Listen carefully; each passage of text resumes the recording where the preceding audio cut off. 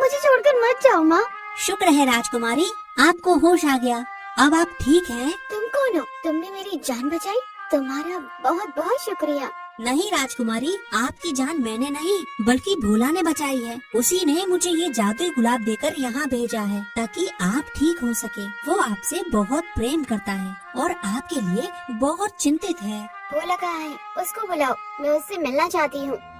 ये कहानी है मंजनपुर राज्य की, जहाँ पृथ्वीराज चौहान नाम के एक राजा रहते थे, जिनकी एक गूंगी बेटी थी जिसका नाम था राजकुमारी सुमित्रा। राजकुमारी की आवाज अपनी माँ के मरने के सदमे से बचपन में ही चली गई थी। वहीं राजा की दूसरी पत्नी रानी केतकी राजकुमारी से बहुत नफरत करती थी। महारानी, मुझे अपनी बेटी की बहुत चिंता रहती है। अपनी माँ के जाने के बाद वो आज तक कुछ नहीं बोली। काश उसकी आवाज फिर से वापस आ जाए। उसकी आवाज सुनने के लिए मेरे कान तरस गए हैं। महाराज, आप चिंता क्यों करते हैं? आपकी बेटी बोल नहीं सकती तो क्या हुआ? उसे इस महल में भला किसी चीज की कमी है? आप उसका विवाह करने के लिए सोचिए और अपने कंधों से उसका बोझ उतारिए। ये तुम कैसी बात कर रही हो?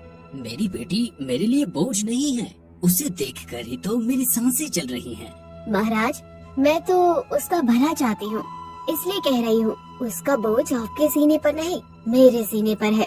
न जाने उस गूंगी मनुष्य से कब पीछा छूटेगा। अब मैं खेतों की तरफ जा रहा हूँ। आप राजकुमारी का ध्यान रखिएगा। आप चिंता मत कीजिए, मैं राजकुमारी का पूरा ध्यान रखूंगी।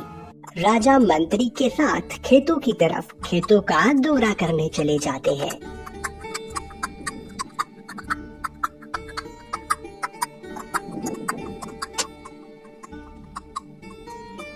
इस बार ज्यादा फसलें क्यों नहीं हुई? महाराज, हमने तो अपनी पूरी कोशिश और मेहनत की, पर फिर भी इस बार फसल कम हुई है। वो खेत किसका है? उस खेत की फसलें देखो कितनी अच्छी हुई हैं और कितनी चमक रही हैं। महाराज, वो खेत तो हमारे गांव के एक किसान भोला का है। इस बार भोला की फसलें पूरे गांव में सबसे अच्छी हुई हैं। अच्छा, मतलब भोला काफी मेहनती इंसान है। हाँ महाराज, और किस्मत भी उस पर मेहरबान रहती है। मंत्री जी, आप हमारी फसलों को तैयार करवाकर बाजार में बेचिए और सारा हिसाब मुझे दिखाइए। ठीक है महाराज, जैसी आपकी आज्ञा।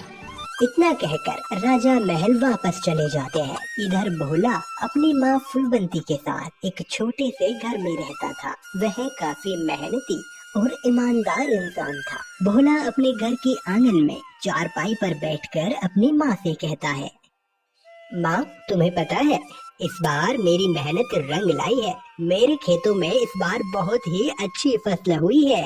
सब ईश्वर की कृपा और तेरी मेहनत के कारण हुआ है बेटा। बस आशीर्वाद है कि तू हमेशा इसी तरह तरक्की करता रहे।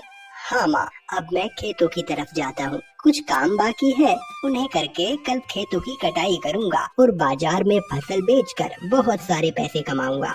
खूब पैसा कमाना बेटा, लेकिन पहले ये ले नाश्ता कर ले और फिर खेतों की तरफ जा। भोला खुशी खुशी नाश्ता करके खेतों की तरफ चला जाता है। भोला खेतों में काम करता है, तब तक रात हो जाती है।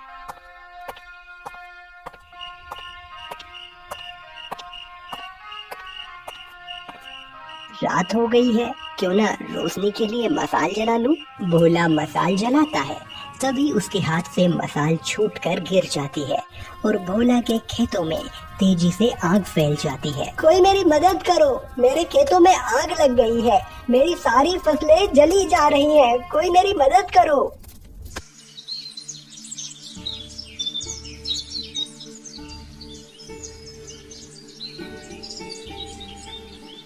हे ईश्वर, यह मुझसे क्या हो गया?